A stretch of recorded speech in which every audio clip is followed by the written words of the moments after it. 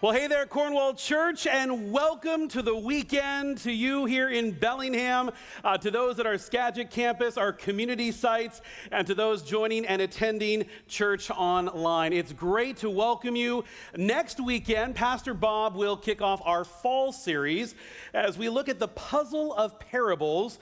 Pastor Bob, Pastor Kip, and myself unlocking and revealing Jesus' teaching through parables, well-known and lesser known. So that'll begin next week. That'll take us up to the Advent season.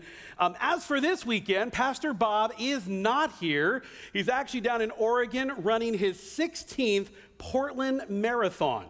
And this marathon began back in 1972. It makes it one of the longest running consecutive races in the United States. An estimated 10,000 runners will race in the Portland Marathon this weekend. Now, of course, the quintessential endurance race is the marathon, and it can be traced back to Greece in 1896. And even today, it remains the standard to challenge a runner's endurance. Speaking of, did you hear about that marathon runner who got thrown in jail? Yeah, he was resisting arrest. Yeah, I should just stick with the preaching. Okay. Moving along quickly, we'll edit that out. The truth is, the Portland Marathon, or any marathon, you can't go from the couch to the race course. To race, you must be in shape. And to be in shape, you must train. And to train well, you must master endurance. Endurance is, get this for a definition, the practice or ability to withstand hardship, stress, or adversity for an extended period of time. In this case, for a marathon runner, that's 26.2 miles. That's a lot of running. The good news is Jesus doesn't call us all to be marathoners, thank you, Lord, but he does call us all to run. And I'll tell you this, at a time of social and emotional and spiritual fatigue, we are still called to endure and continue running even when it might be easier to give up. Endurance is something that touches all facets of your life.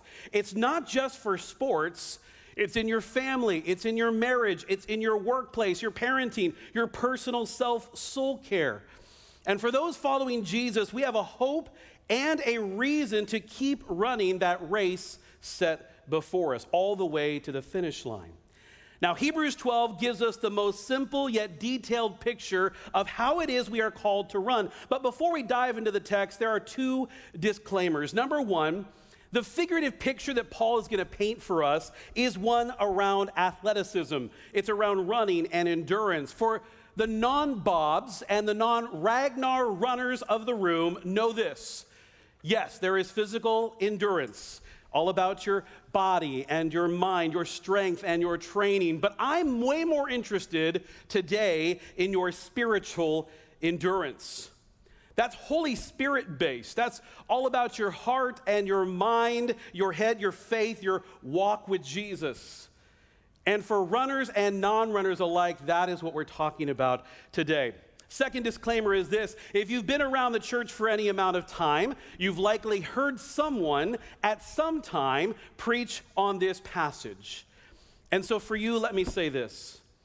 Again, in a time of social, emotional, and spiritual fatigue, you might need this encouragement today more than you think. So, having said that, let's dive in. Hebrews 12 begins like this. Therefore, actually stop there. You know how Pastor Bob, Pastor Kip, and I all have our words and phrases? For Pastor Kip, it's the geeking out and Greeking out. For Pastor Bob, it's the, I wish I had more time for this. And for me, I love this word therefore, because anytime I see it, I want to ask you to ask the question, why is there a therefore there? It's a highly applicable question because what it is more than just filler. That word is asking you to reference backwards what I've just written about, therefore. It's a reminder for us, the reader, to ensure that we have the context. And in this case, that therefore is having us point backwards. The preceding chapter in Hebrews is the Hall of Fame chapter. speaking about those that showcased amazing faith in the Old Testament, those of like Noah and Abraham and Moses. So Paul is not just name dropping here. He's being very deliberate and intentional with saying, therefore, keep them in mind. We'll find out why in a moment. So in other words, that therefore is, in light of what I've said, then this. Since we are surrounded by such a great cloud of witnesses.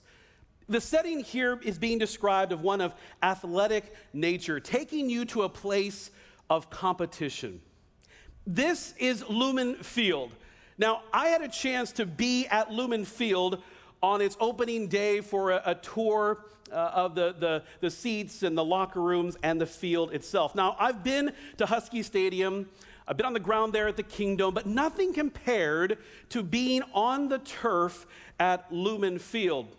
The skyscrapers peeking over the top, the thousands of seats, the open sky above, and there was something special about being on the 50-yard line at Lumen Field, then Seahawks Stadium, that caused me to wonder, what would it be like? What would it sound like? What would it feel like to have thousands upon thousands of people rooting me on? People just shouting my name. I imagine it would be similar to a musician or a band performing to a huge crowd, or an actor performing on stage in front of a sold-out audience. Committed, enthusiastic, excited fans wanting your best and rooting you on. That's exactly what Paul is wanting us to visualize here. Much like the 12s show up for the Seahawks, we too have faithful fans. You and I, we have faithful fans. Now, the Greeks frequently use this word cloud to express a great number of something. And in this case, it's people, a great number of people.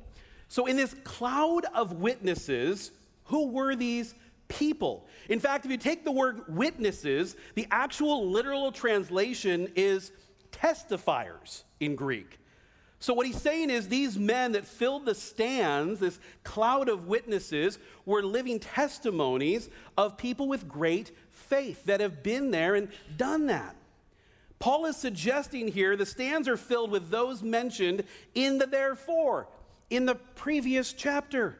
Consider Noah and Abraham and Moses having front row seats as committed, enthusiastic, excited fans.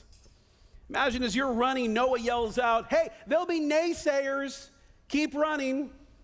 Or Abraham saying, "Never say never, just keep running." Or Joseph saying, "There will be roadblocks, but God's got a path just for you, keep running." You see, this cloud of witnesses weren't cheering for touchdowns. They wanted these new believers to be rooted on. They wanted their best for their faith. They were more than spectators. They were examples. So they fill the front row of the stands. But my question would be, who fills the second row? Who fills the second row right behind them? Those spiritual all-stars in your life that have also found a place in your cheering section. Those that are also watching and cheering you on, encouraging you, inspiring you in your faith journey. For me, my second row is a combination of those with past racing experience and those that are racing just a little bit ahead of me. Pastors and mentors, and certainly my late grandma Lois. Man, I loved her so much, and she probably, there in the second row, has a bowl of salty popcorn, her favorite snack, cheering me on. "Brian, you can do it. Brian, get back up. Brian, you can do it. One more lap." You see, in my personal faith journey, I have those that are cheering me on in my great moments and encouraging me in my not-so-great moments. Most athletes will tell you they play smarter, they swing harder, and they run faster when they have fans in the stands. And for those running the race with Jesus, we do too. Paul continues, because of this incredible cheering section that we have, what? Let us throw off everything that hinders and the sin that so easily entangles us. Focusing on those first two words real quick. Let us. Let us. This is an invitation. The us here is referring to those Hebrews that have made a profession in Christ, a casual one, but have not made that full commitment in their faith journey. In other words, he's saying, let us. It's an invitation. Join us. Let's go. Get off the sidelines. Let's run. Let's run together. And let us what? Let us throw off everything that hinders. The literal translation here is let us lay aside any weight. Well, this makes sense, right? I mean, you can't imagine like Michael Phelps, the Olympic swimmer, swimming in a three-piece suit. It'd be ridiculous to have Pastor Bob running the Portland Marathon, carrying bowling balls as he went. To run without anything that hinders means we have to willingly, intentionally shed off anything that will hold us down or hold us back. Fun fact, back in the Greek games, in the early Greek games, athletes would wear little to no clothing so there'd be no hindrance in their racing. Clarity, runners, I'm not asking you to do that, okay? Here's what I am asking you to do. Identify what it is that helps you go another lap. What helps you find that sustainable pace? What encourages you to dig a little deeper? What provides you that glimpse of that kingdom reward? What assures you that running this race over and over is worth it? And then conversely, identify what drags you down, what takes you off course, what interrupts your faith rhythms, what prevents you from growing in your spiritual walk. And once you've identified all that hinders, all that weighs you down, then what? Throw it to the side. Get rid of it. Shed the weight. Now, I get that's easier said than done. Paul gets it too. It's why he's very specific. He has a call out, and it's for our benefit. He first addresses the easy hindrances. These are the easy known ones, right? Like our to-do list, our busyness, our obligation, the everyday life occurrences. But wait, there's more. You see, not all hindrances are sin, but all sin are hindrances. Let me say that one more time. Not all things that hinder us are sin, but all things sin are hindrances. For example, procrastination on its own can be a hindrance, but not necessarily a sin. But that's the slippery slope. That's where we can get easily entangled. When procrastination leads to idle time, which leads to bad choices, we get in trouble. When busyness leads to a lack of God time, and that creates distance, we get in trouble. When routine leads to pride, and that leads to a lack of humility, we get in trouble. And this can happen without you and I even noticing it. It's why he uses the word easily. It can happen so easily. No Christ follower joins the Jesus club to easily walk away, to destroy their testimony, to become distant. But so easily sin can derail our best efforts. So the directive then is to focus in on the race at hand and get rid of anything that will distract, derail, or weigh us down. Just like bulky clothes would hinder a racer, our sin can hinder our racing. So know the difference, what helps and what hurts your spiritual running, because Satan makes it far too easy for the little things to trip us up. Hebrews 12 continues this way. Therefore,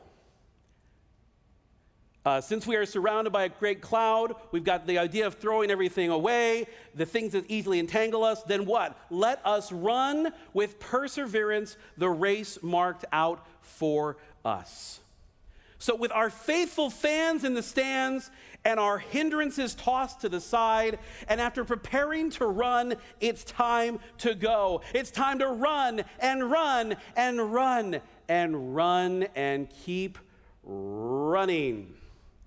You know how we all have our worst nightmare, and for some, it's getting stuck in an elevator. For others, it's getting stuck on It's a Small World. For me, It's running to run nonstop. I've actually had nightmares where I've been on a treadmill or I've just been running with no end in sight, no finish line. I can run short distances. It doesn't mean I like to run, because I don't. And I certainly don't like the idea of running ad nauseum. And yet, as a Christ follower, that's exactly what I've signed up for. To spiritually run and run and run until Jesus sets up the finish line and I get to run through the tape. Albert Einstein said this: endurance is like riding a bicycle. To keep your balance, you have to keep moving. So until then, I'm just going to keep on running with perseverance and building up my endurance. With that light at the end of the tunnel, the words, "the race marked out for us." The race marked out for us. It means we aren't running aimlessly. We're not running aimlessly. Paul would write in 1 Corinthians this exact idea. He'd say, I do not run like someone running aimlessly. He knew this was going to be one of our concerns. And so he said, I do not run like someone who is running without purpose. We are running a race marked out for us. This is good news. We are running with a hope. Several years ago, we had a high school student in our youth group who was an amazing cross-country runner. And if you've not been to a cross-country meet, they are a bit confusing for us non-runners. We're there at the start line, we cheer on them going, and then we stand there for 20 minutes, and then they come back around to the finish line, we cheer some more. I remember asking Daniel after the race, after you take off from the start line, what do you do? Where do you go? Where are you running? Are you running aimlessly? And this is what he said to me. He said, running aimlessly would make me feel constantly worried about being lost, while running a set course allows me to focus on the game plan, the race course, and gives me a better mindset to accomplish my goal. You see, running to run isn't sustainable. Running to run is without goal. Running to run is without a plan or purpose. And that kind of race can be exhausting. Good news, God doesn't call you to that kind of race. In fact, he says, lace up, let's go, race towards me. It will never be hopeless. It will never be aimless. He says, let us run with perseverance, this race marked out for us. And then what? Fixing our eyes on Jesus, the pioneer and perfecter of faith. Maybe you've seen a greyhound race before. And as the dogs take off, they're all running, but they're racing after, they're focused in on this mechanical rabbit that circles the track over and over again. These greyhounds don't seem to be worried or bothered or distracted by anything else. The cheering people, the other dogs, they're just focused, focused on getting that rabbit. We are called to have that same locked in, hyper-focused attentiveness. We are called to fix our focus. Fix the focus. Most translations will say fixed. Some will say look or looking. But the subject of the reference is the same: your eyeballs. We are called to look with our eyes on one thing, and that's Jesus. It is easy, you don't need me telling you this, to fix your eyes of things of this world. My schedule, my career, my finances, my future finances, my family, my kids' sports, my activities, how I look, how I feel, how much I make, etc., etc. So to fix my focus on Jesus in the midst of all that, it requires a choice, it requires a commitment, and a lot of hard work. But see, fixing my eyes on Jesus accomplishes a couple of things. It frees me up from distraction, and it keeps me running on course. Back in June of 2012, Daredevil Nick Wallenda was the first man to do this. He crossed Niagara Falls on a tightrope. Now, maybe you saw this because it was nationally televised that night. He began the tightrope walk at just after 10 o'clock Eastern time. And when he started walking on the tightrope across the falls, the wind was such and the mist was coming off the falls in a way where his vision was distracted. It was blocked. He couldn't quite see the Canadian side of his destination. And so for about 10 minutes of the 30 minutes, it was this way. Okay, fast forward to the end. He makes it to the other side. And he comes down to be interviewed, and he said this: "Because of the mist, I could not look down. I could not look left or right. I had to keep my focus and my eyes fixed ahead in front of me." You see, he had his eyes fixed intentionally. He had a fine focus, and we are called to do the same. You see, to run, or to run without baggage, or to run continuously on a path marked out for you with a focus on Jesus, it's possible. Jesus is the why and the who. He's the pioneer, the perfecter, the originator of our faith. Your version might even say that he is the author and finisher of our faith. That means Jesus is not just the why and the beginning. It means he's also at the end. He's at the finish line. In other words, the one who created the path that you're running right now is at the finish line waiting for you victoriously cross the finish line. What a cool image that is. And here's what's really great. There are so many occasions in the New Testament where Jesus says, "Do as I did, not do as I say." He's like, loving hard people, I get that, I did it. Forgiving people, I get that, that's hard, I did that too. Showing up for people when I did that. Bringing in a stranger, I did that too. He's saying running and running and running and building up your spiritual endurance, yeah, I get that as well. And so the first half is all about the directive. Here's what I want you to do. And then Paul turns and says, but if you need to know, Jesus did it too. Take a look. It says, for the joy set before him, Jesus endured, there's that word, he endured what? The cross, scorning its shame, and sat down at the right hand of the throne of God. Jesus gets endurance. He gets the pain. He gets the time it requires. He patiently and willingly did ministry with people all the way to finishing out his calling on the cross for you. Remember that definition of endurance? Hardship, stress, adversity. He took on all three on our behalf. He took on the shame of the world, that punishment that was in no way due him, and following that, he found his proper place right there next to God. He gets what it's like to go through and run and run and run. And then it says this, consider him, Jesus, who what? Endured, there's the word again, such opposition from sinners, so that what? That you will not grow weary and lose heart. We often say from this platform, Jesus knows how you feel. Jesus has been where you've been, and here it is true. Paul is saying, I want you to run and keep running and run through the pain and run through the wondering. And if you need to know, Jesus did this too. And I tell you all this, why? So that you will not grow weary. You will not give up. You will not throw in the towel. When we get this comparison, it should re-energize our ability to run. I remember back to junior high. I went to junior high in Federal Way. And as a 7th, 8th, and 9th grader, once a month, Mr. Nielsen, our PE teacher, would have us time the mile. This was like the worst day of the entire month for me. There were several times where I'm like, Mom, I'm not feeling good. She's like, it's the mile day, right? I'm like, yes, Mom.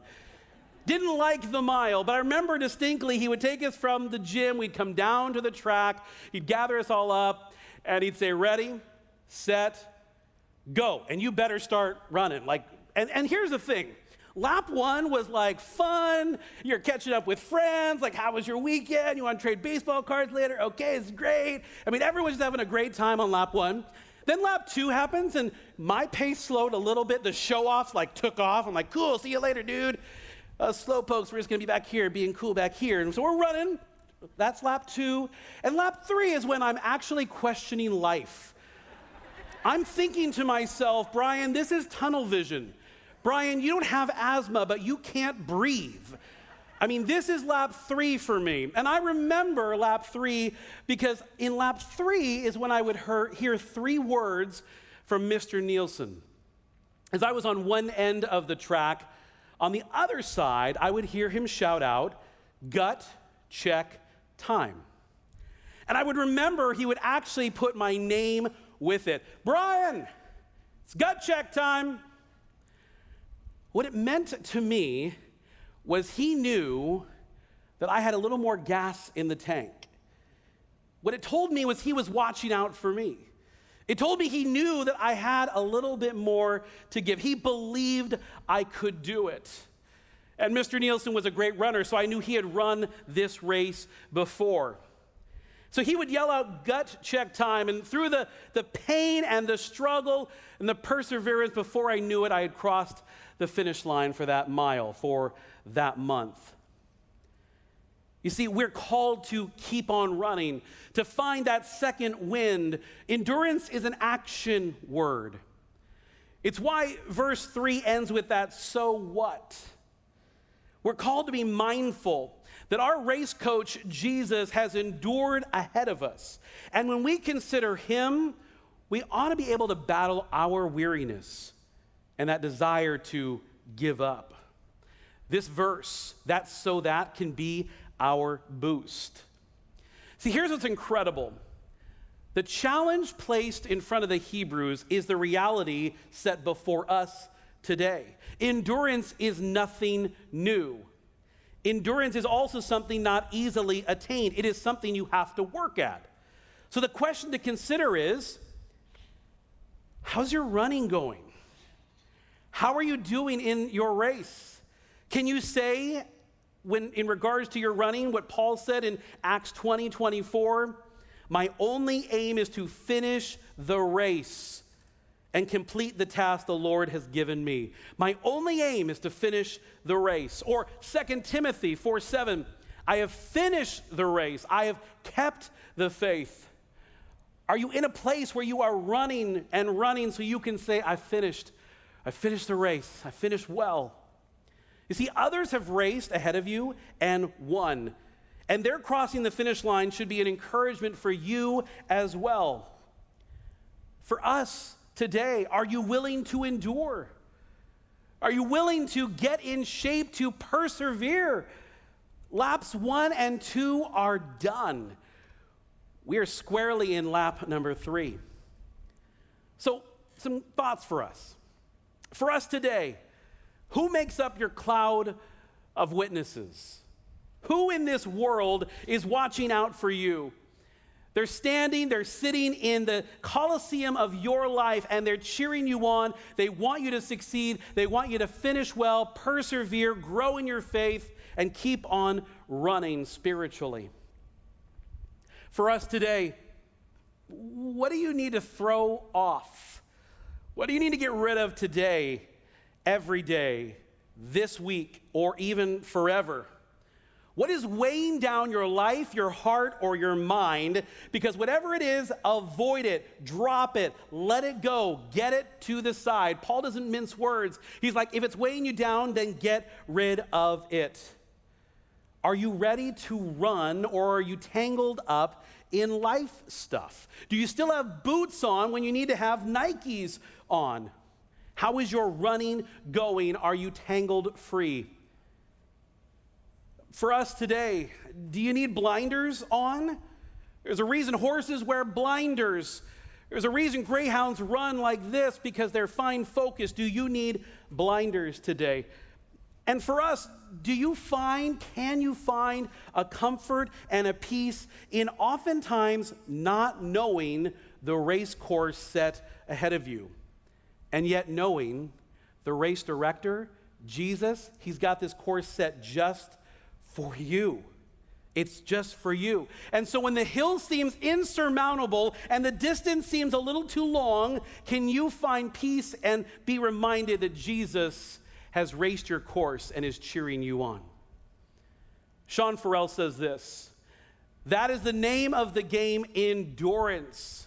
You see, the Christian life isn't a sprint. It isn't a marathon. It is a sprinting marathon. It is ongoing action, intentional movement. Keep moving.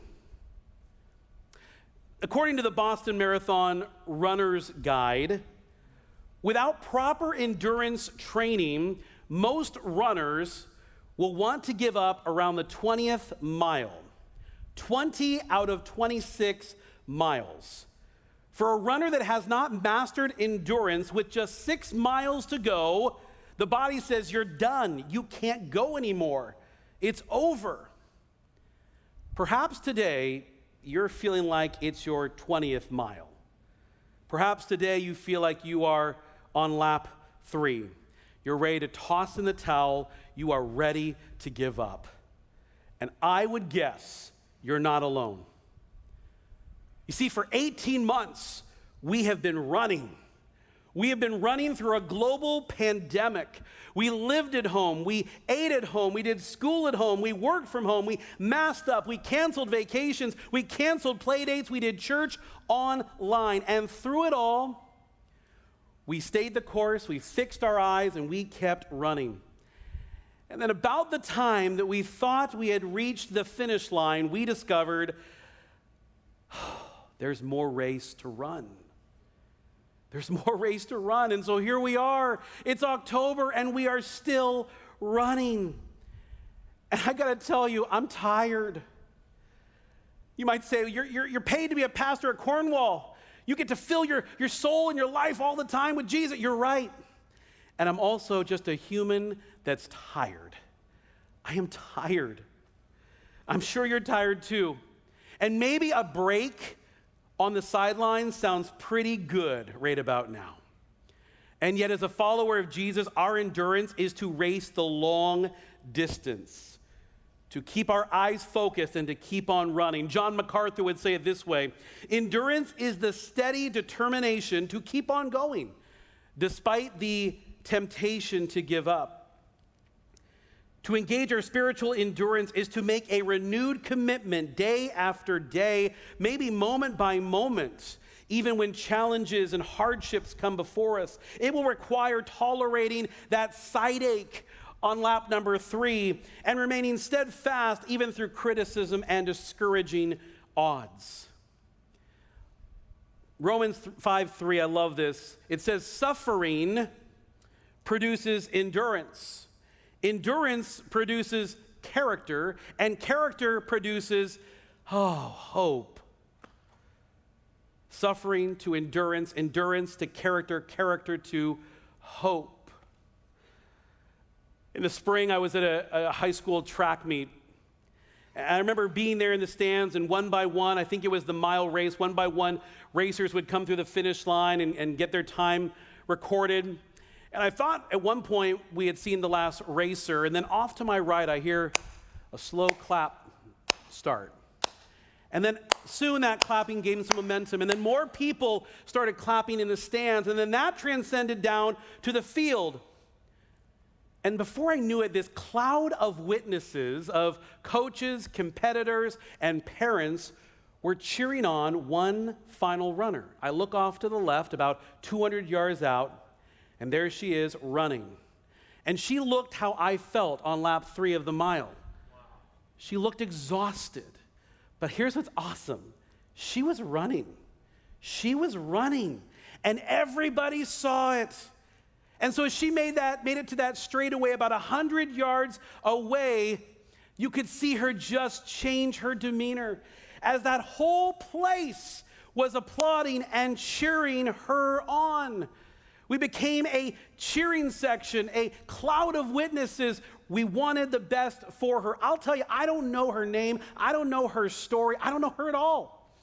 I can tell you this, though. She wanted to finish those last 100 yards and finish them well. I don't know how long you've been racing in the Christian life. Maybe you made a decision for Christ as a kid. Maybe it was more recent than that. But the start line, the start time doesn't matter. The finish line does. Wherever you are on the track, We are on the same team. We are running the same race. Keep this in mind, though. Paul would write again to the Corinthians, and he'd say, run in such a way to get the prize. There's going to be a lot of runners out there, different motivations, but you run to get a crown that will last forever. Trophies will break and collect dust. You are running for a crown that will last forever. And therein lies the challenge. Run like it matters because it does.